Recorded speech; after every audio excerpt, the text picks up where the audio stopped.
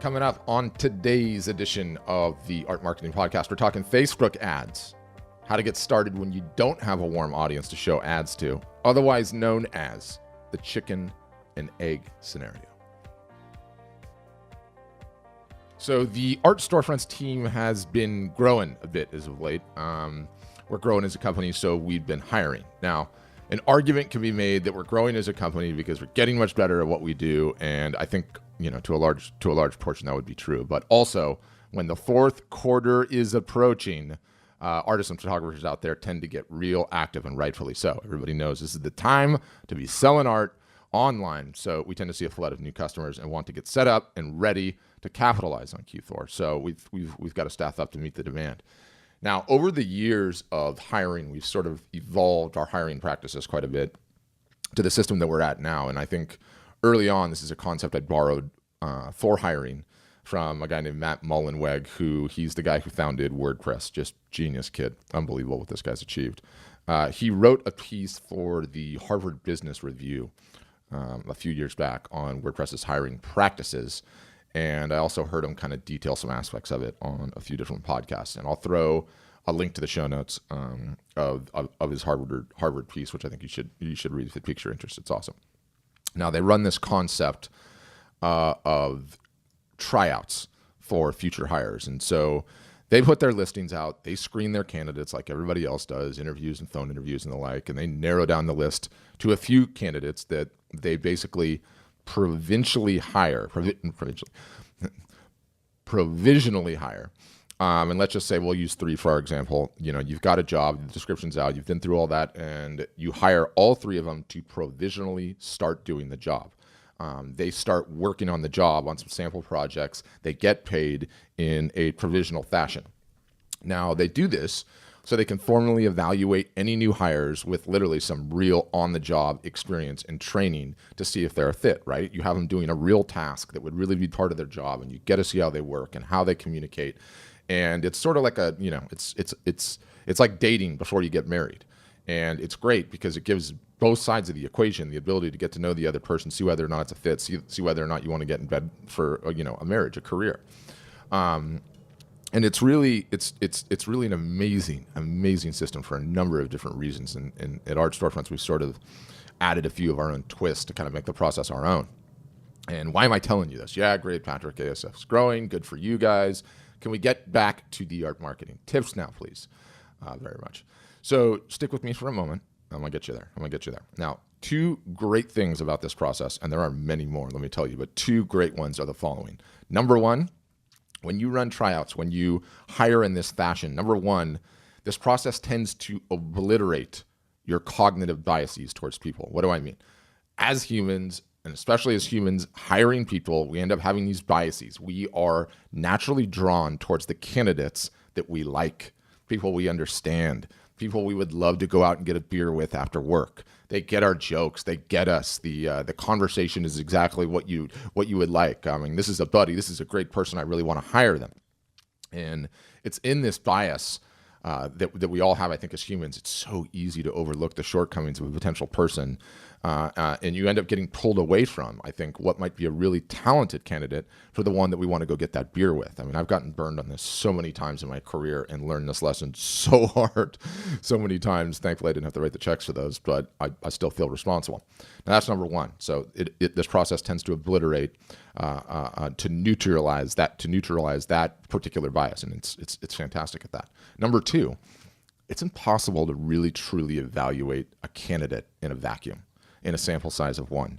You have nothing to compare them to. And, let's say the job is we need somebody to write blog posts, right? And so let's say I'm really, really good at writing blog posts, okay? I've been writing them for years. I know what it takes. I know how long it takes. I know what the right questions are. And you think like, look, if I put somebody through an evaluation to write a blog post, I've done this so many times. I know all the ins and outs. I'm going to know right away whether or not this is a good candidate, right? And that's a bit of a bias too. But what happens, and I understand that perspective, but what happens when you have 3 candidates doing the exact same task at the exact same time, the learnings that come from that comparison are so totally and completely profound. And not just the quality of the final product, of the deliverable of the blog post in our example, right? But you get to see how they communicate. How quickly do they work? How do they problem solve in real time? Are they comfortable asking for help when they hit a wall? All of these things tend to emerge, and it's when you have this ability to have three of these going on concurrently or more, but at least two to three to four, whatever. If you've got that going on concurrently all at the same time, it's amazing. Like just going through this last week, and it just punched me in the face like a couple of different times. I was just like, whoa, profound learnings. So it's amazing. But let me take it out of this context, and let me give you an interesting example to take it a step further. Let's say the job I'm hiring for is to show up at the Academy Awards and enter the building. And not like break in, like you're officially invited. So the prompt would be, hey, here's the location, time and the date, ready, go. Task is easy enough, right? But the question becomes, how are they going to go about it? The job, the deliverable, is to enter the award show. But how are they going to go about it? So what's going to happen next in this scenario? These three candidates need to pick their outfits and their jewelry, their date for the show. How are they going to get to the venue? What is that car going to look like? How are they going to exit the car? How will they pose the cameras? And how will they work the red carpet? And then ultimately, yes, how do they get into the building? And so when you look at that, there's lots of room for style, for panache, for nuance. Lots of room in that task when you break it down like that. Lots of room for creativity, lots of room to show themselves, show what they're made of, show what they're into, show what they understand.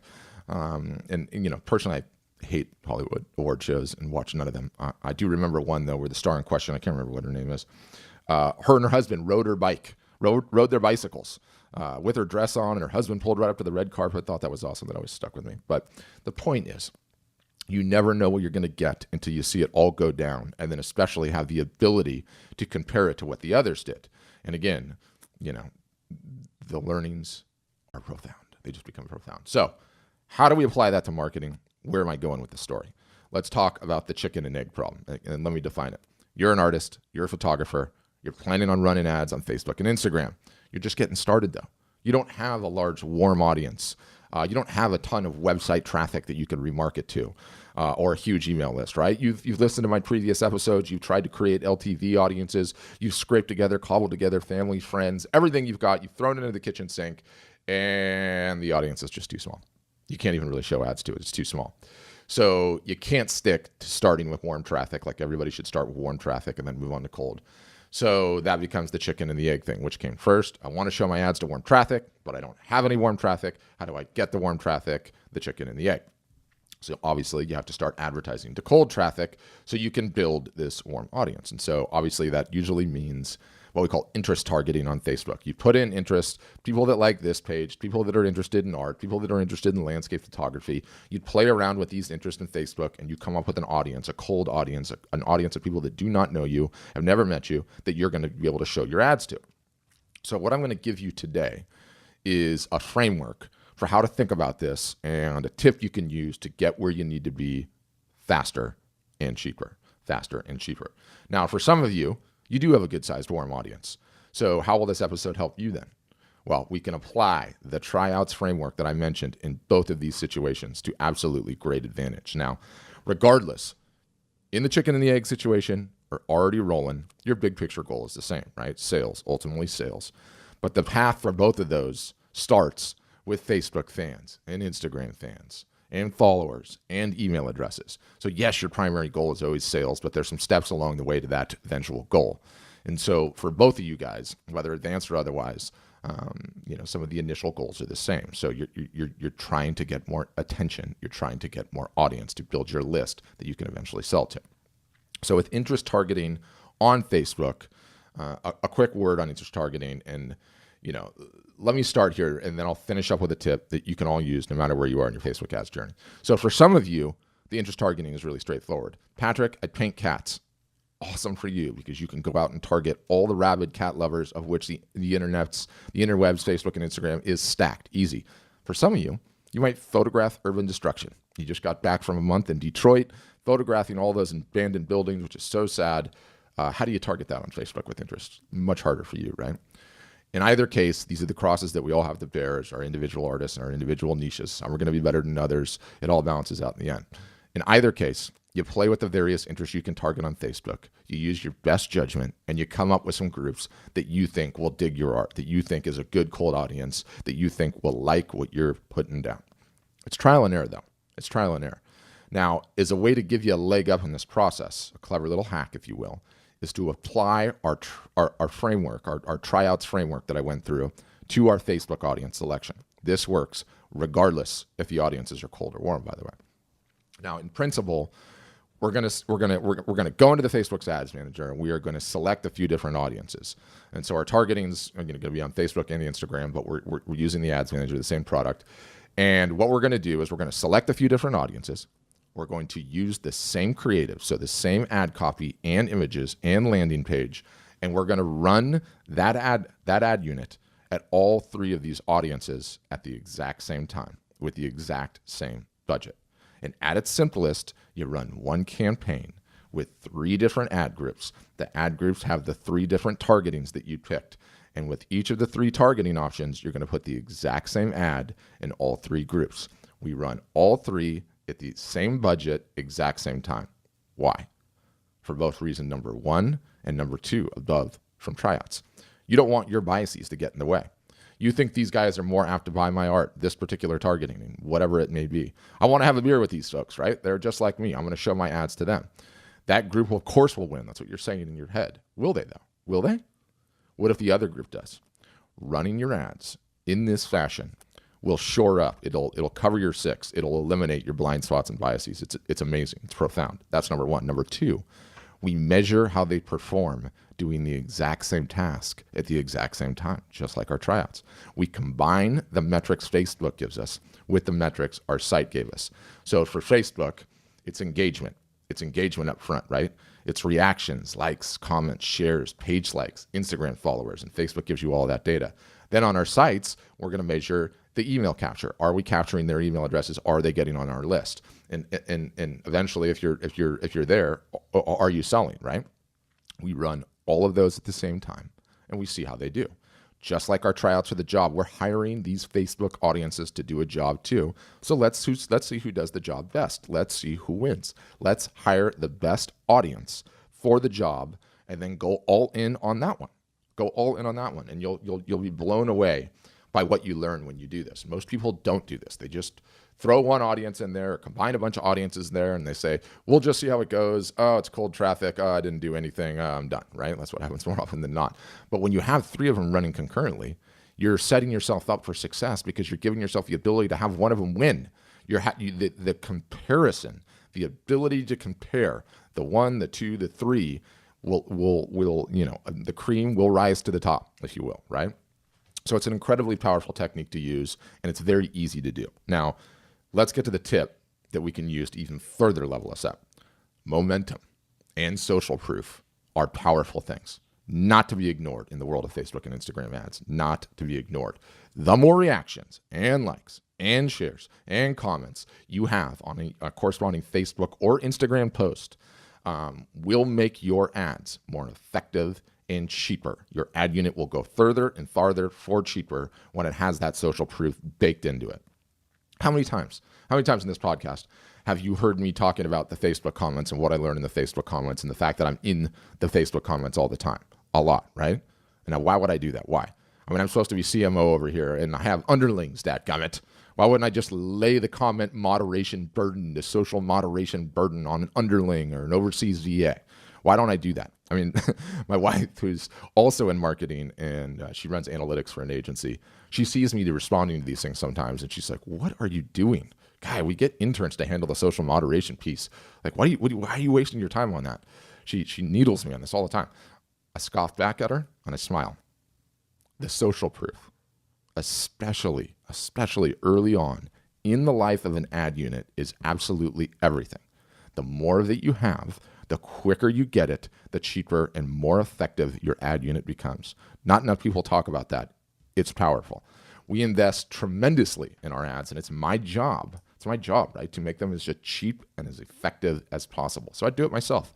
And I enjoy it. Additionally, I find the feedback to be extremely valuable learnings, notwithstanding the battles from time to time I tend to fall into with some trolls. Sometimes I get defensive on posts. I need to work on that. I am working on that. I am working on it. But anyway, in our current situation, let's talk about what most people do. Then let me lay out this tip, this tactic, this hack on how I recommend you go about this. So what do most people do? What most folks often do is create what is called a dark post. They create the post, the ad unit in Ads Manager, and it's essentially a Facebook post. The ad is a Facebook post essentially. And when you create it in Ads Manager, it's a dark post. It only lives as an ad. It can only be seen by people who are in the ad targeting. The minute you turn the ad off, poof, that post is gone. It floats into the ether. It will never be seen again. And so most folks do that. They run a dark post. And in addition to that, I'll go back to my note here. The minute you turn the ad off, the minute you turn the ad off, it's gone, right? Okay, so we know that. Now, again, what most folks do, using our example of the 3 different targeting groups, is that they go in, they create, let's just say this one campaign with these 3 different ad groups, our 3 different targeting, and then our 3 different ad units. They create it. Now that's 3 different ads on Facebook they need to pay attention to. In addition, if you're running on Instagram, let's just say that's 3 additional posts on Instagram.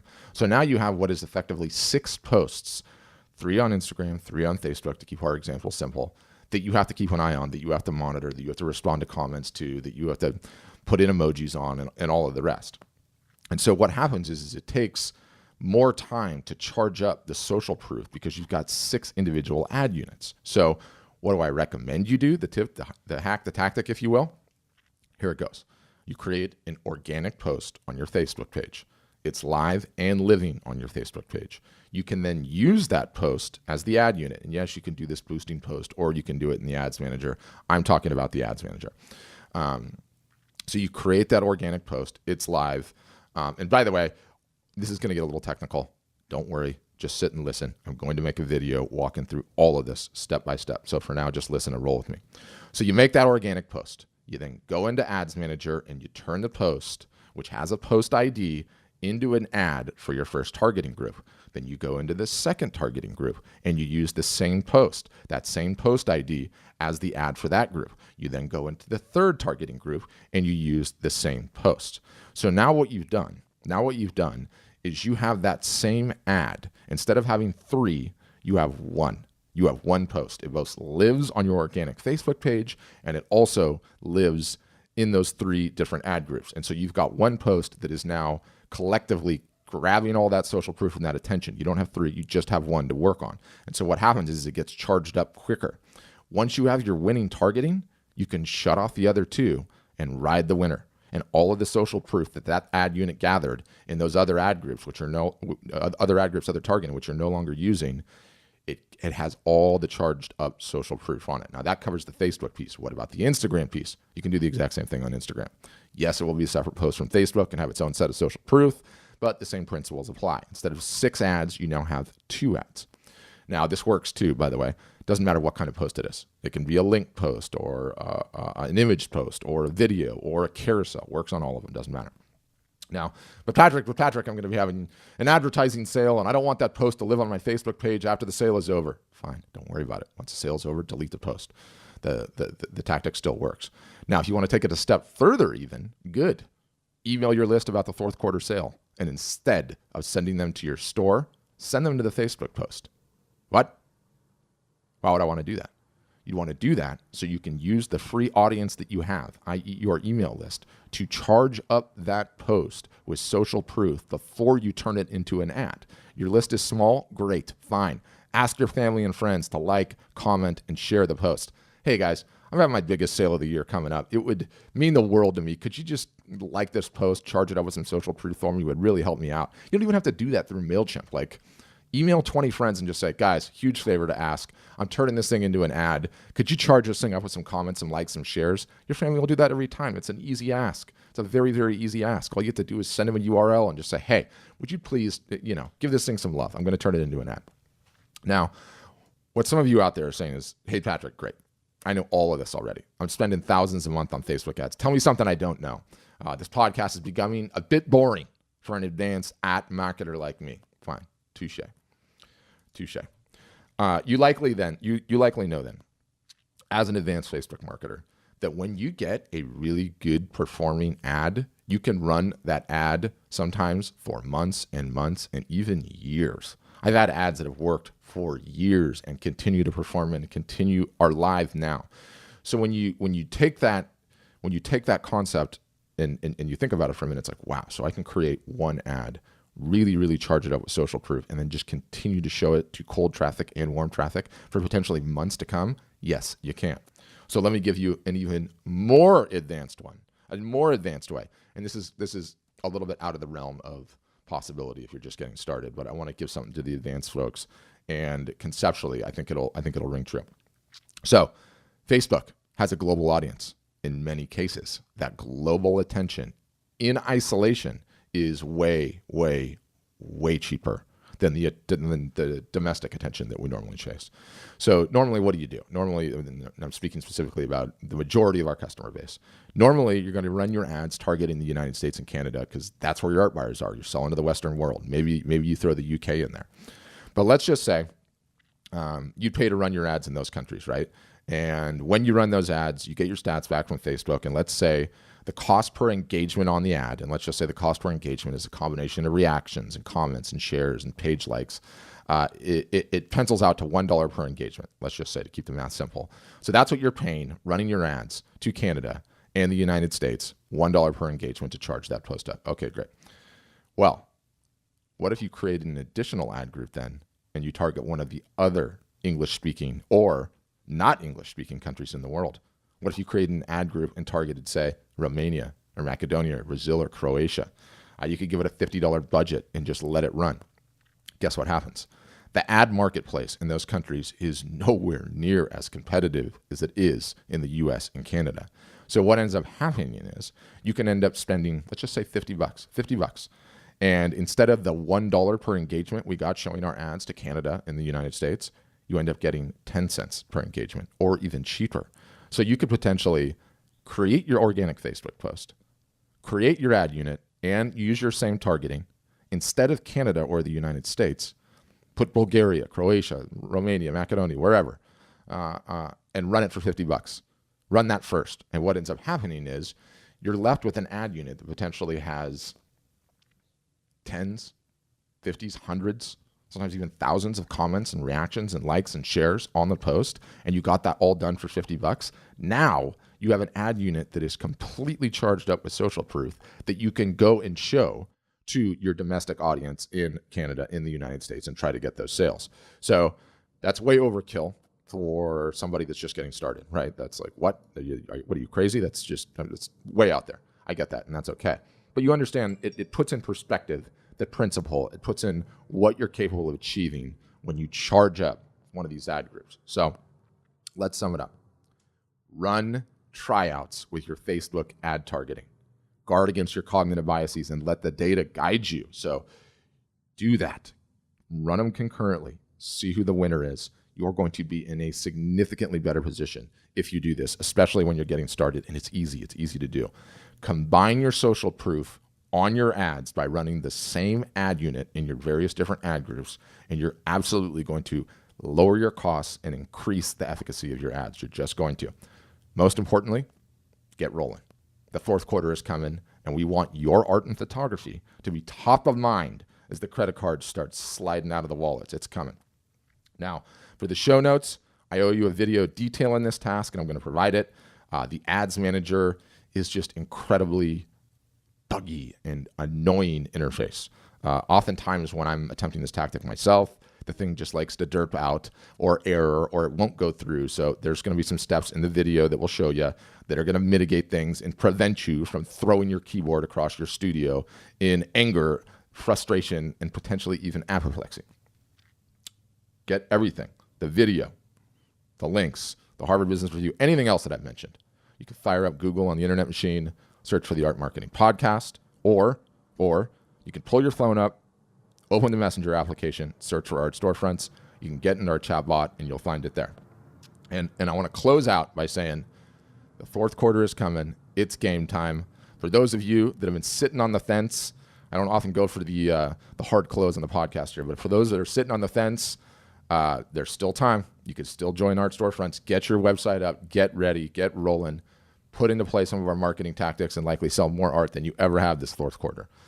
We provide a complete business solution for artists and photographers, at the core of which is a website that will increase your conversion rates and really help you to sell more art this fourth quarter. So if you're interested in that, there'll be a button in the post. You can request a demo, talk to our lovely sales folks, and they'll help guide you. And as always, thanks for listening.